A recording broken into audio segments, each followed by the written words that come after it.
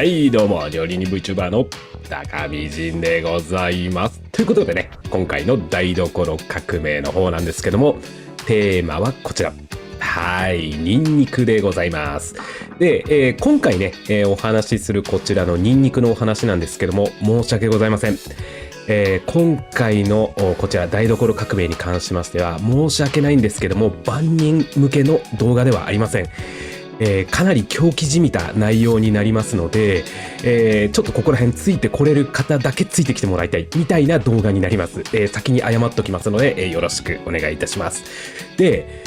今のねセリフを聞いて、いやニンニクでしょ、何を狂気じみたみたいな話になってくると思うんですけども、テーマはニンニクチップになります。でまずはね、作り方の方からまず行ってみましょう。まずはね、実際に作り方を見て、そこでね最後に説明してお話を進めていきたいなと思いますので、早速作り方行ってみましょう。それじゃあ皆さんのグラフィックボードの方をインフィニティにします。じゃあいきますよ。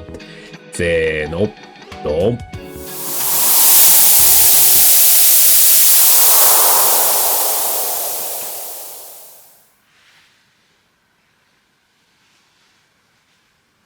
はい、こちらのねニンニクを使っていきます。ではね、まず房ごとに分けていきます。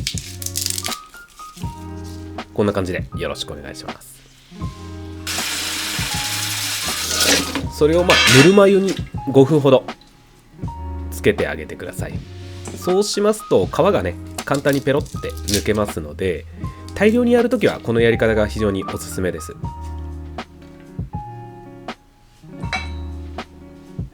こんな感じですね。でよくね玉ねぎとか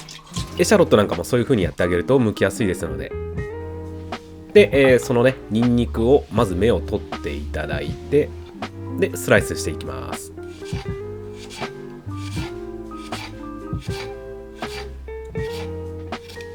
こんな感じですね。ではまず普通に、ニンニクチップの方を作っていきます。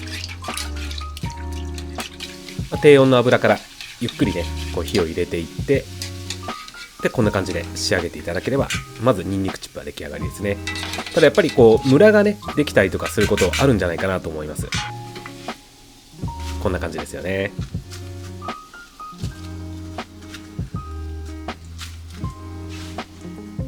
では今回ねお教えするやり方です。まず沸騰したお湯にスライスしたニンニクを入れてあげてください。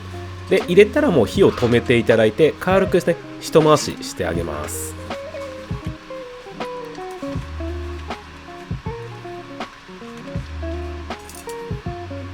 でそうしましたらお湯を切っちゃいます。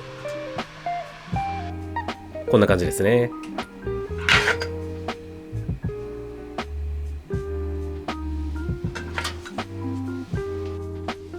で、500cc の水のところに、だいたいねこちら 3% のグラニュー糖を入れていきます。でそれをよく混ぜて、まず沸騰させます。で、沸騰したところに先ほどブランシェールしたニンニクを入れます。でごく弱火でね対流するような感じでだいたい5分このニンニクに糖を染み込ませていきます。で5分経ちましたね。そうしましたらこの1回湯切りをして、で、低温からまたフライにしていきます。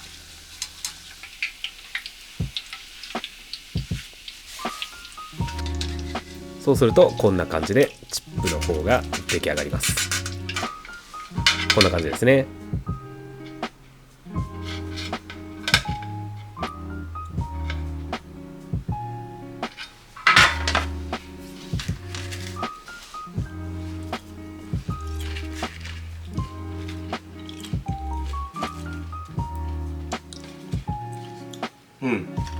苦い目はないですね。でこちらの、よくやる素揚げの状態ですね。こちらも決して物が悪いってわけではなくて、全然ごくごく一般的なニンニクチップですね。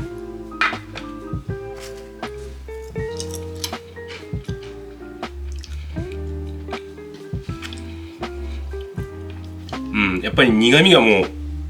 際立って強いですよね。まあそれに伴ってやっぱりそのニンニクの風味もこっちは強いんですけども、こちらはねもうニンニクの苦味っていうのはない状態ですね。でほんわりニンニクの風味がするっていう感じです。ただよく知っている強烈なニンニクの香りがあるのは間違いなくこっちですよね。はい、ということで苦くないニンニクチップが作れるということが分かりましたので、ここから私のオリジナルのソースの作り方をお見せします。まず、通常通りブランシェールして、でここに 15% のグラニュー糖を入れていきます。結構入りますよね。でそれをしっかり溶かし込みます。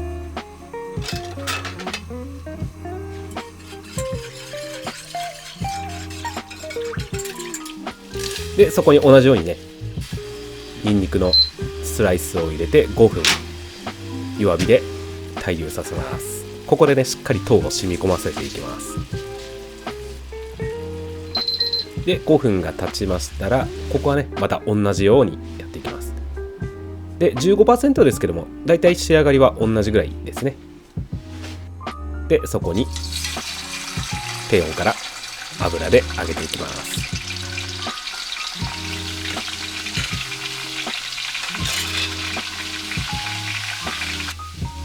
で糖分がやはり 3% と違って多いですので、色がね結構しっかりつきますので、この点だけね引き上げるところだけちょっと気をつけていただいて、こんな感じですね。で今は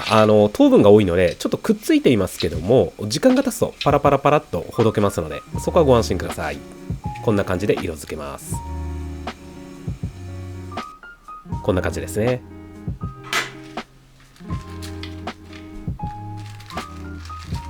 からやっぱりちょっとね甘みがあります。はい。でこれを使ってソースを作ります。はい、こちらねフォンドボーになります。でそこに今のニンニクチップを入れていきます。でこのニンニクチップがフォンドボーを吸いながらこうね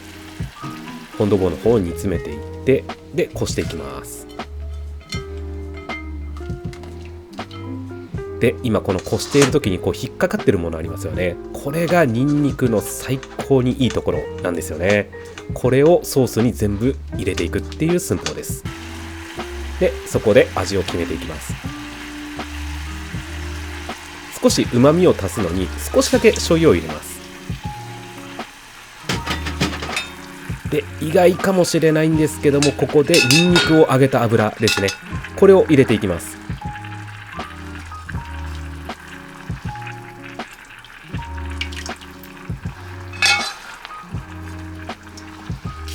でここでねしっかり笛で立てるように合わせていきます。でコーンスターチを入れてとろみをつけていきます。こんな感じですね。これでこちらのニンニクのソースは完成です。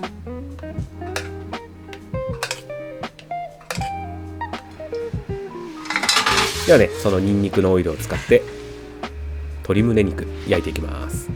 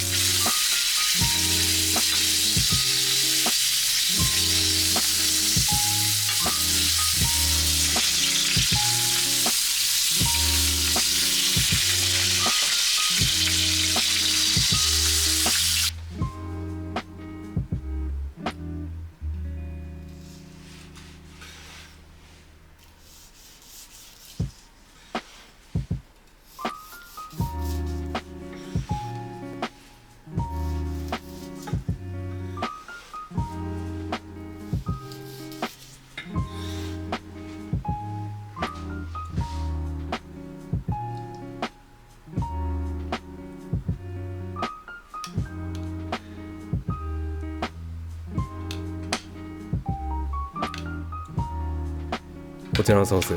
どんなお肉にも合う万能なソースですね。でここでニンニクのチップですね。こちらもニンニクのね強い風味はかなりなくなっておりますので食べやすくなっております。でちょっと飾りをつけていかがでございますでしょうか。では詳しくご説明します。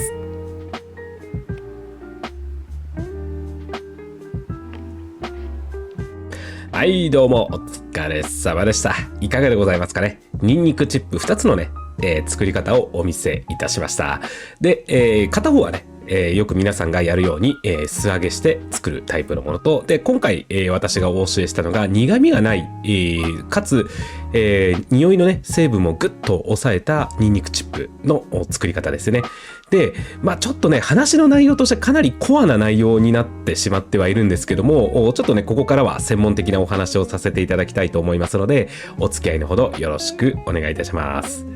でまずですね、こちら通常のニンニクチップを作って皆さん経験あると思うんですけども、実際に素揚げして食べてみた時に、若干黒いところがあってそれを食べた時にわー苦いなって思った経験ありませんかね。で、匂いはね確かに、もう香りから匂いから風味からもう何でもねこのニンニクチップっていうのは最高なんですけども、とにかく強すぎるんですよね。うまいんですけど強すぎるっていうところですよね。でこれを私ニンニクというのは非常に面白い食材だなっていう視点があって、すりおろして使うこともあるしアッシェにして使うこともあるし、そしてスライスして使うこともあるし、もしくは房の状態で、潰してでそのままその潰した状態で使ったりとか、もしくは丸々そのまま放り込んだりとか、ニンニクっていうのは本当にこの使い方によって千差万別で、それぞれ香りの質が違うんですよね。でそこが非常に面白い食材だなっていうのがあって、でも加熱しすぎるとある程度の線に行くと苦味が出てくる。これがですねやっぱりこのニンニクのどうしてもこの弱点になってくるっていうところで、私なんとかこれをソースにしたいっていう気持ちがあったんですよね。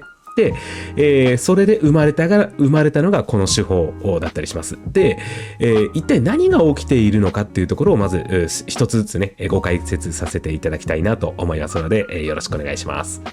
まずですね、茹でこぼしたところありますよね。あれは何をやっているかっていうと、カットした際に、この断面のところからアリシンっていうですね、ニンニク特有と言ってしまえばいいとは思うんですけども、ニンニク独特の香りっていうのがこのアリシンという成分になります。でこれをですね、一度お湯で茹でこぼしてあげることでこのアリシンを一回ですね、抜きます。抜くイメージで、この強烈な匂いを抜いてあげてからだいたい 3% のこの糖分を加えたお湯の中で5分間煮てあげることで、このですね、ニンニクのスライスの中に糖分を含ませるような形になりますね。でこの糖分を含ませてから、揚げることで、まずですね苦味の抑制をまずします。マスキング効果が強いマスキング効果がありますので、ここでまず苦味を抑えるっていうのと、なぜもう一つ、糖分を加えたかっていう理由においては、揚げた時のこのメイラード反応ですね、表面が茶色くなる反応を促進させるために、この糖分を加えさせているっていうところになりますね。でそれによって出来上がったチップというのがまず苦味がないっていうのと、あと独特のニンニクの風味っていうのがかなり抑えられます。イメージ的に数字で言わせていただくんですけども、この数字は絶対正しい数字ではないんですけども、イメージとしてですね、イメージとしての数字としては大体10分の1ぐらいまでは抑えられてるかなっていう感じですよね。ですので、そのままね、例えば料理の中に、ニンニクチップをこちらね使っていただいても、お客様の方では例えば、ビジネスシーンで使っているランチ時だったりとか、あとニンニクの口臭に